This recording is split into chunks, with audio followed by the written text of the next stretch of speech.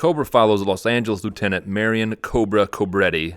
Cobra is a tough-as-nails badass who doesn't play by your rules, or any rules, because Cobra does his own thing. I mean, technically he should be following some rules because this is his job. The movie wastes no time showcasing what an alpha male Cobra is by having him defuse a hostage situation in a grocery store. The entire police department and the SWAT team are on site, but they can't get a handle on one dude with a shotgun. This leaves the police captain no choice but to say, "Call the Cobra." And just like the summoning of a long-slumbering eldritch horror, Cobra appears in spectacular fashion. I'm not 100% sure how they called Cobra because this is way before cell phones and Cobra doesn't even have a police radio in his car. Maybe they have their own version of the bat signal where they just shine a big swinging dick in the sky and Cobra saunters on in. It's a good thing they called in a specialist like Cobra to handle things because he basically just walks in the front door and shoots the guy. I mean, granted, it is effective, but I imagine a lot of the other cops were like, well, shit, I could have done that. Yeah, but you didn't, did you? That's why Cobra will always be better than you in every way.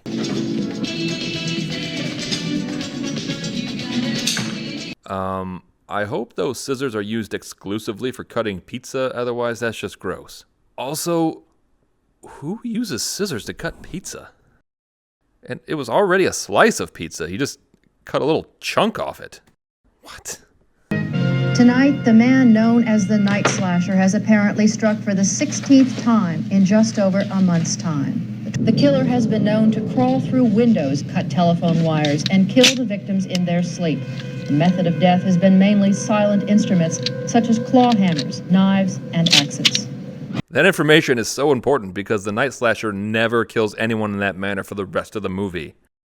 We quickly learn that the Night Slasher is actually made up of dozens of people that are all in the same weird murder club. The first rule of Night Slasher's Club is bring 2 axes to the meetings.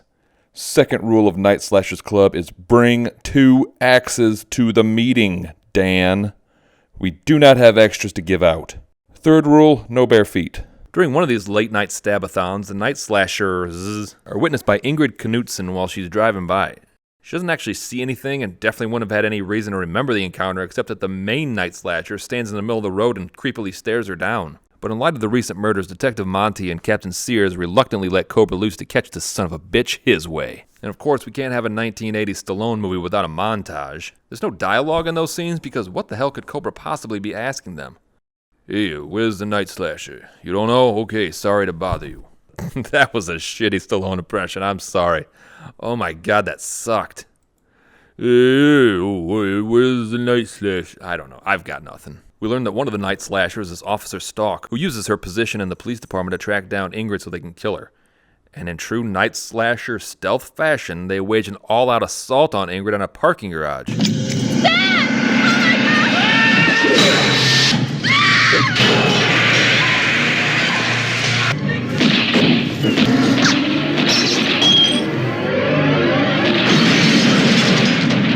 It really is shocking that they haven't been caught because they seem terrible at this.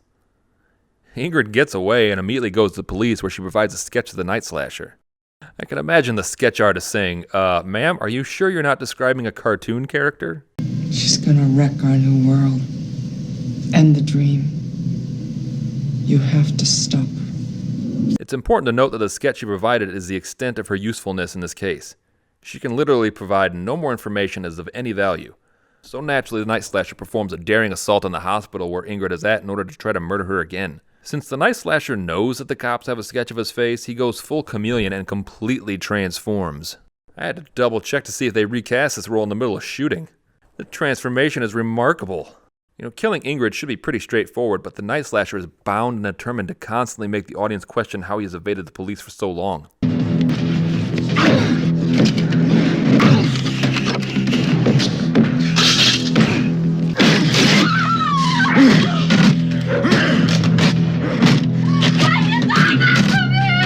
Through the magic of movies, nobody in this hospital hears shit. She even manages to escape and is running down the hallway of what I can only assume is an abandoned hospital. Ingrid then pulls the fire alarm / people materializer and voila. It is 3 a.m. What the hell is a man in a suit doing there? After numerous screw-ups, the Night Slasher catches a lucky break when Officer Stalk is assigned to protect Ingrid. All they have to do now is wait until Ingrid and Stalk are alone, kill her quietly, and go back to whatever the hell it is that the Night Slashers were doing anyways.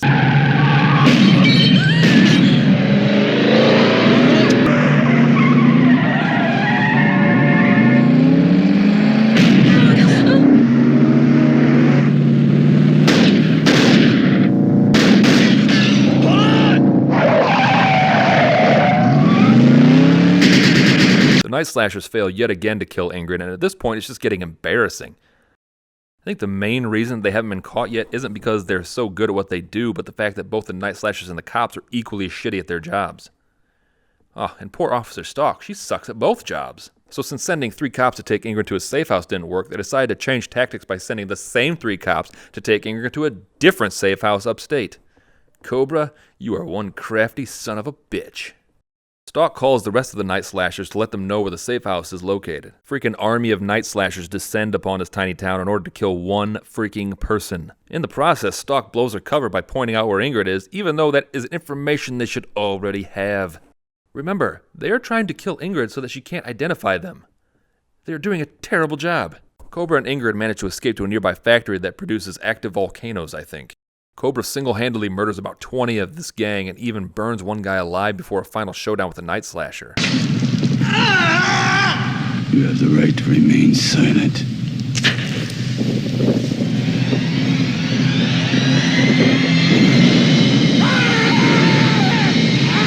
Good God, Cobra. We finally get the epic final showdown between Cobra and the Night Slasher, but not before the Night Slasher shows an extreme lack of awareness. You won't do it, pig.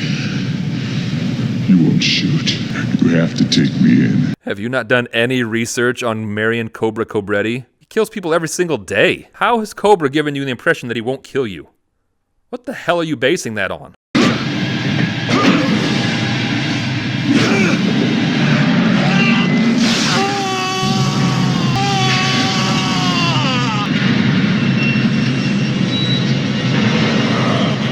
Jesus Christ, Cobra, man. Okay, I know that the Night Slasher is a monster, but shit, dude. That is the 3rd person you've burned alive just this afternoon. You did a hell of a job here. What? He destroyed a small town, murdered dozens of people, and left no one alive to interrogate. This is exactly the kind of shit that you've hated him for, except on a ridiculously larger scale. This case has actually just started because a single serial killer turned out to be an army of individuals, one of whom was a police officer, and you can't possibly know how deep this conspiracy goes. I think we need a sequel for this. Cobra 2. He rips off a guy's face in this one.